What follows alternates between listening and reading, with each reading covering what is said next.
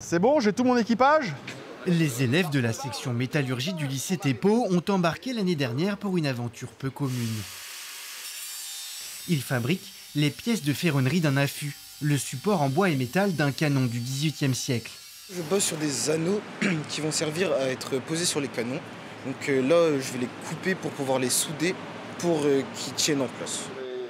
Un projet pédagogique et historique qui pousse élèves et professeurs à innover. On va s'adapter avec les outils qu'on a à notre disposition.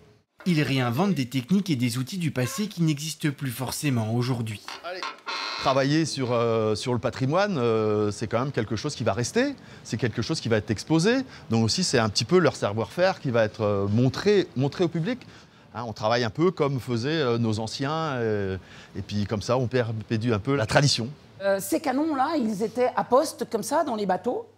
Leur travail s'inscrit dans un vaste programme de rénovation des canons de la Vénus. Une grande frégate à 3 mâts dont les canons ont combattu 2 fois victorieusement contre les Anglais avant de finir au fond de l'eau au Glénan après un naufrage. Une partie d'entre eux a été remontée à la surface. Ils sont depuis 2 ans en cure de jouvence dans un laboratoire spécialisé. Ce sont de très gros canons de 12 livres qui font 1,2 tonnes. Ça évoque les guerres contre les Anglais, ça évoque les corsaires, ça évoque des bagarres maritimes, mais c'est ça que les gens aiment aussi. C'est ça qui fait que tous ces projets sont appréciés. De son côté, le menuisier de la mairie de Fouesnant s'est occupé de la partie bois des affûts qui porteront ces 2 gros bébés.